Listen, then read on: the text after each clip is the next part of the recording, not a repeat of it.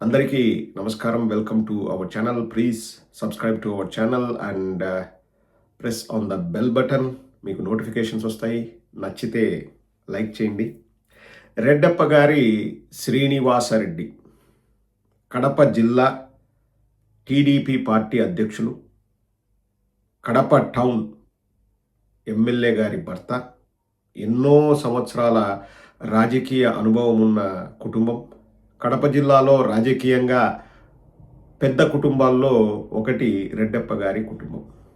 ఈరోజు రెడ్డప్ప గారి శ్రీనివాసరెడ్డి తీవ్ర మనోవేదనకు గురై బాధాతప్త హృదయంతో గుండె బరువెక్కి ఇంకా ఏమి చెయ్యాలో పాలుపోక ఎవరికి చెప్పుకోవాలో అర్థం కాక డోలాయమాన పరిస్థితిలో కొట్టుమిట్టాడుతూ సోషల్ మీడియాలో తన బాధను వెళ్ళగక్కాడు. రాజ్యసభ సీట్ల ముసలం తెలుగుదేశం పార్టీలో అగ్గి రాజేస్తుందనడంలో ఎటువంటి అతిశయోక్తి లేదు. చంద్రబాబు నాయుడు గారు నమ్మిన వారిని కసా అని పొడుస్తారు అనడంలో ఎటువంటి సందేహం లేదు. మరొకసారి అది రుజువైంది రెడ్డప్ప గారి శ్రీనివాసరెడ్డి గారి విషయంలో. ఒకసారి రెడ్డప్ప గారి శ్రీనివాసరెడ్డి గారు ఏమి మెసేజ్ పెట్టారు అన్నది మీకు చదివి వినిపిస్తాను. ఇంగ్లీష్లో పెట్టారు, తెలుగులో కూడా పెట్టారు. ఇంగ్లీష్ అవసరం లేదు, ఎందుకంటే తెలుగులో చదివితే ఆ తెలుగులో ఉన్నదే ఇంగ్లీష్లో కూడా వారు రాశారు. గత 13 సంవత్సరాలుగా కడప లాంటి అత్యంత క్లిష్టమైన రాజకీయ పరిస్థితులు ఉన్న జిల్లాలో తెలుగుదేశం పార్టీకి అండగా నిలుస్తూ పార్టీని బలోపేతం చేయడానికి అహర్నిశలు కృషి చేశాను. ఒప్పుకుంటా, నేను వైఎస్ఆర్ కాంగ్రెస్ పార్టీ వ్యక్తి అయినా మా జిల్లాలో మాకు అంత ఘోరమైన వైరమే ఉండదండి. అంటే ఇది బూతులు తిట్టుకోవడం అది ఎట్లా, మీరు ఎప్పుడైనా నేను చూసారా నన్ను కడప జిల్లా వాళ్ళు నేను ఎప్పుడైనా బూతులు తిట్టడం? మా రాజకీయాలు వేరుగా ఉంటాయండి. పౌరుషాలతో రాజకీయాలు చేస్తారు కానీ బూతులు తిట్టుకోవడము, పంచలుడు తీసి కొడతా, రారా చూసుకుందాము, ఆ టైప్లో రాజకీయాలు ఎప్పుడు ఉండవు. మాటల కంటే చేతులు ఎక్కువ ఉంటాయి. కొట్టుకోవాలనుకుంటే కొట్టుకుంటారు. ఇప్పుడు అది కూడా బాగా తగ్గించేశారు మా కడప జిల్లాలో. ఎందుకంటే నెక్స్ట్ జనరేషన్ పిల్లలంతా బాగా చదువుకొని మనం ఎందుకురా కొట్టుకోవాలి, మన జీవితాలను ఎందుకు నాశనం చేసుకోవాలి, ఈ రాజకీయ నాయకుల కోసం మనం ఎందుకు దగాపడాలి అని చెప్పేసి వాళ్ళు అర్థం చేసుకున్నారు. Hats off to the next generation, hats off to Gen Z. రాజకీయ, ఆర్థిక, మానసిక, శారీరక ఒత్తిళ్లను ఎదుర్కొంటూ పార్టీ జెండా ఎప్పటికీ ఎగురుతూ ఉండాలనే సంకల్పంతో పనిచేశాను. నేను ఏకీభవిస్తాను వారి మాటలతో. కష్టపడ్డారు. మన పార్టీ కానంత మాత్రాన మనం ఏమి దుమ్మెత్తిపోయాల్సిన అవసరం లేదు. కష్టపడ్డారు. మేబీ పొగడమేమో మనం, అంతే. అబ్బా ఎంత బాగా కష్టపడినామో పొగడకపోవచ్చు మనం, ఎందుకంటే మన ఆపోజిట్ వాళ్ళు పొగిడితే మనకు నష్టం అవుతుందని చెప్పేసి మనం పొగడకపోవచ్చు. కానీ వారు బాధ చెప్పుకునేటప్పుడు మాత్రం బాసటగా నిలవడంలో ఎటువంటి తప్పు లేదు. పార్టీ అధిష్టానం నాకు రాజ్యసభ సభ్యత్వం ఇస్తామని ఇచ్చిన హామీ నెరవేర్చకపోవడం వ్యక్తిగతంగా ఎంతో కలతకు గురి చేసింది. మాకు మీ మెసేజ్ చూస్తేనే తెలిసింది. పార్టీ కోసం నిస్వార్థంగా శ్రమించిన నాయకులను, కార్యకర్తలను తగిన సమయంలో గుర్తించకపోవడం బాధాకరం. ముఖ్యంగా నాకు ఇచ్చిన మాట నిలబెట్టుకోకపోవడం నా రాజకీయ జీవితంలో అత్యంత నిరాశ కలిగించిన సంఘటనగా మిగిలిపోతుంది. ఈ పాయింట్ చాలా చాలా ఇంపార్టెంట్ అండి. మనం ఆరోపణలు చేయడము, మనం జాలి చూపించి రెచ్చగొట్టడమో కాదు. శ్రీనివాసరెడ్డి గారే రాశారు. ముఖ్యంగా నాకు ఇచ్చిన మాట నిలబెట్టుకోకపోవడం నా రాజకీయ జీవితంలో అత్యంత నిరాశ కలిగించిన సంఘటనగా మిగిలిపోతుంది. సో వారికి మాట ఇచ్చారంట, చంద్రబాబు నాయుడు గారు మాట ఇచ్చారంట.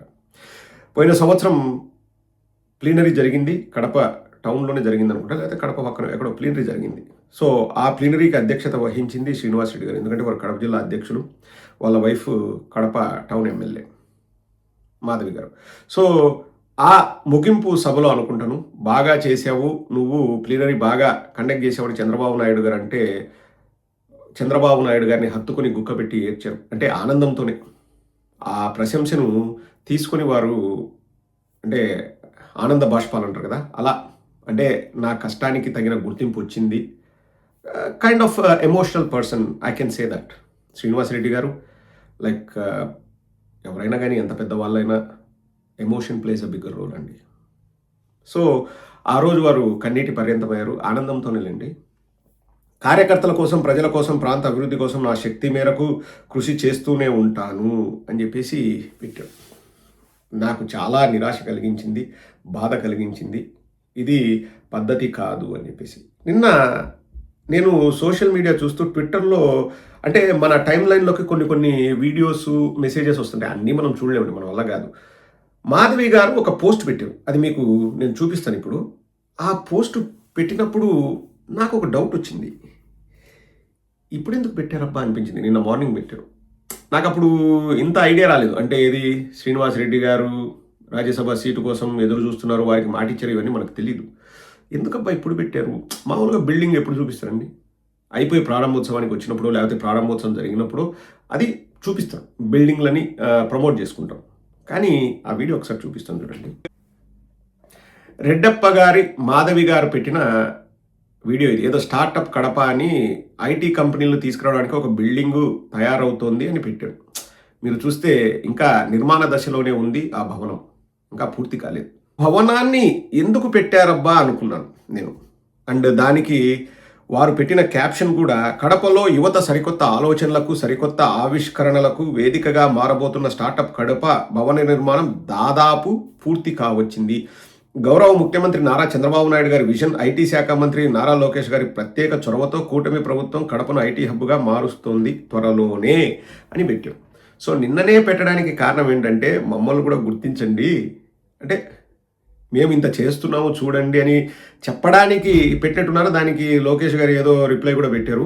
సో అంటే ఒకసారి నిర్ణయం తీసుకునే ముందు మాకు ఇచ్చిన మాటని మీరు ఒకసారి గుర్తు చేసుకోండి అని చెప్పడానికి పెట్టినట్టున్నారు. క్లియర్గా అర్థమవుతుంది. ఎందుకంటే భవనం పూర్తయిన తర్వాత పెడతాం, లేకపోతే భూమి పూజ జరిగేటప్పుడు పెడతారు, ప్రారంభోత్సవం జరిగేటప్పుడు పెడతారు.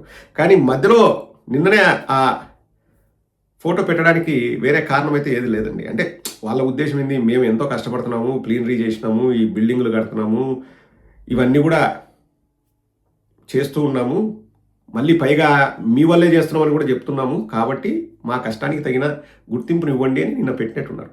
కానీ ఆశ నిరాశ అయింది. వర్లరామయ్య, శ్రీనివాసరెడ్డి ఇటువంటి వాళ్ళందరికీ మొండి చేయి చూపించారు. వీరు రిక్త హస్తాలతో వెనుదిరగక తప్పని పరిస్థితి ఏర్పడింది. శ్రీనివాసరెడ్డి గారు, మీ బాధను నేను అర్థం చేసుకోగలను, మీ నొప్పి ఎలా ఉంటుందో నేను ఊహించగలను, కానీ మేము ఏమి చేయలేము. మీరు బాధపడడంలో అర్థం లేదు అని మాత్రం నేను చెప్పగలను. ఎందుకంటే మిమ్మల్ని ఓదార్చడానికి, మీ బాధను పాలు పంచుకోవడానికి చాంతాడంత లిస్ట్ ఉంది. బాబు గారు పోటు పొడవడం అదేమీ కొత్త కాదు. మీరు మొదటి వ్యక్తి కాదు, మీరు చివరి వ్యక్తి కూడా కాదు. ఓయమ్మ 1990 నుంచి పొడుస్తూనే ఉన్నాడు.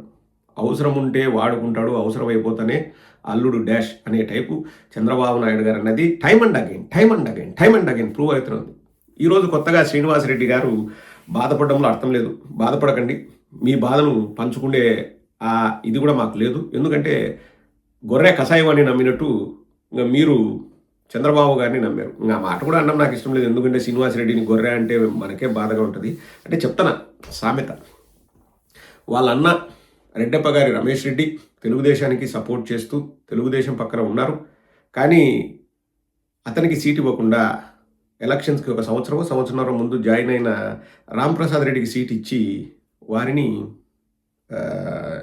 మంత్రిని కూడా చేశారు. చంద్రబాబు నాయుడు, లోకేష్ ఇద్దరు కలిసి మంత్రిని కూడా చేశారు. అండ్ తర్వాత రెడ్డప్ప గారి రమేష్ రెడ్డి గారు వైఎస్ఆర్ కాంగ్రెస్ పార్టీలో జాయిన్ అయ్యారు. మీ అన్నని అడిగినా చెప్తారు కదా. కొత్తగా మీరు బాధపడడంలో అర్థమే ఉంది శ్రీనివాసరెడ్డి గారు. చంద్రబాబు నాయుడు ఎట్లా వాడుకొని వదిలేస్తాడో మీ అన్నగారిని అడిగినా చెప్తారు. మా పార్టీ నాయకులైన రమేష్ రెడ్డి గారిని అడిగినా చెప్తారు. నాకు వారితో వ్యక్తిగతంగా పరిచయం లేదు, కానీ తెలుసు. ఎందుకంటే మళ్ళీ చెప్తున్నాను కదండి, స్టార్టింగ్లోనే చెప్పాను, రెడ్డప్ప గారి కుటుంబం అంటే ఎప్పటి నుంచో రాజకీయాల్లో ఉన్నారు. వాళ్ళ ఫాదరు నాకు తెలిసి కాంగ్రెస్లో మంత్రిగా పనిచేశారు. కాంగ్రెస్లో ఉన్న టీడీపీలో, బట్ బిగ్ ఫ్యామిలీ. సో అది జరిగిన వెంటనే ఒక పోస్ట్ పెట్టారు. ఇది కూడా చాలా ఆసక్తికరం. ఆ పోస్ట్ను వెంటనే డిలీట్ చేశారు. ఎందుకో మరి పైనుంచి ఏమైనా ఆర్డర్స్ వచ్చాయో, అది చాలా ఆసక్తికరం. మీరు అప్పుడే వెళ్ళిపోతానంటే నేను ఒప్పుకోను. ఇది విని మీరు వీడియో క్లోజ్ చేయాలి. ఒక్క నిమిషం చెప్తాను చూడండి. అది నేను స్టోర్ చేసి పెట్టుకున్నాను, నాకు తెలుసు ఇవి డిలీట్ అవుతాయి అని. సో రెడ్డప్ప గారి శ్రీనివాస్ రెడ్డి గారు ఏమి పోస్ట్ పెట్టారంటే, పవన్ కళ్యాణ్ గారిని ఉద్దేశిస్తూ, గౌరవనీయులైన ఉప ముఖ్యమంత్రులు శ్రీ పవన్ కళ్యాణ్ గారికి 7 డిసెంబర్ 2024 అంటే 18 నెలల క్రితం నాడు కడప మున్సిపల్ కార్పొరేషన్ పాఠశాలలో జరిగిన మీ పేరెంట్ టీచర్ మీటింగ్ పర్యటన సందర్భంగా అవసరమైన ఏర్పాట్లను Telugu Desam party cluster in-charge Shri Chitta Siva Reddy గారు తన సొంత నిధులతో నిర్వహించడం జరిగింది. మీ పర్యటనకు సంబంధించిన ఏర్పాట్లు, వ్యయాల చెల్లింపుల కోసం ఆర్ఎండ్బి శాఖ ద్వారా సంబంధిత ఉత్తర్వులు జారీ చేయబడినప్పటికీ సో ఆ ఖర్చులన్నింటినీ రీయింబర్స్ చేసుకోండి అని చెప్పేసి ఆర్ఎండ్బి శాఖ ద్వారా సంబంధిత ఉత్తర్వులు జారీ చేయబడినప్పటికీ 18 నెలలు గడుస్తున్నా ఇప్పటి వరకు బిల్లులు విడుదల కాకపోవడం తీవ్ర ఆందోళన కలిగిస్తోంది.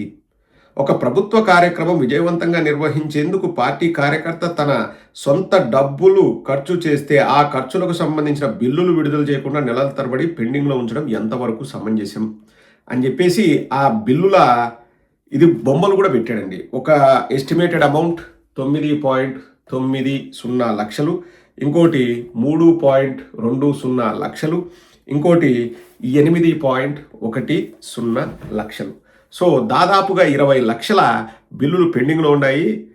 మా కార్యకర్త కష్టపడి కార్యక్రమానికి డబ్బులు పెడితే ఆ డబ్బులు ఇస్తామని ఆ ఉత్తర్వులు వచ్చినా ఇంతవరకు బిల్లులు ఇవ్వడం ఎంతవరకు సమంజసం అని చెప్పేసి పవన్ కళ్యాణ్ గారికి ఒక పోస్టాస్త్రం అనాలనేమో. ఇంతకుముందు లేఖాస్త్రం అనేవాళ్ళు, ఇప్పుడు పోస్టాస్త్రం సంధించిన వెంటనే ఏమైందో ఏమో అక్కడి నుంచి హుకుం జారీ చేసినామో బాబు గారు లేకపోతే పవన్ కళ్యాణ్ గారు, వెంటనే రెడ్డప్ప గారి శ్రీనివాసరెడ్డి గారు ఆ పోస్టును డిలీట్ చేశారు. సో రెడ్డప్ప గారి శ్రీనివాసరెడ్డి గారు తీవ్ర ఆందోళనలో ఉన్నారు. వారు ఆ పోటుకు ఎలా నొప్పి తగిలిందో వారు ప్రజలకు ఎక్స్ప్లెయిన్ చేసే పొజిషన్లో అంటే ఆ దీంట్లో ఉన్నారు.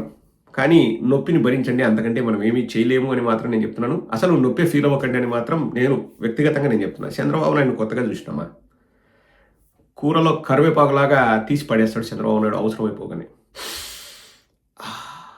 సాంబార్లో కరివేపాకు వల్ల స్మెల్ చాలా బాగా వస్తుంది, ఇంకా కరివేపాకుతో పనే ఉంది, చిచ్క్యూ అని పక్కన పడేస్తాడు. శ్రీనివాసరెడ్డి గారు, వి స్టాండ్ విత్ యూ. ఇది కూడా నేను పూర్తి బాధతో ఏం చెప్పట్లేదండి. ఎంతమంది నమ్మి మోసపోతారు అని ఇంకా ఏడవలేక నవ్వుతూ చెప్తున్నాను. We stand with you. మీ స్టాండ్ మాకు అవసరం లేదు అనుకుంటే సైకిల్ స్టాండ్ తీసుకోండి, మాకేం అభ్యంతరం లేదు.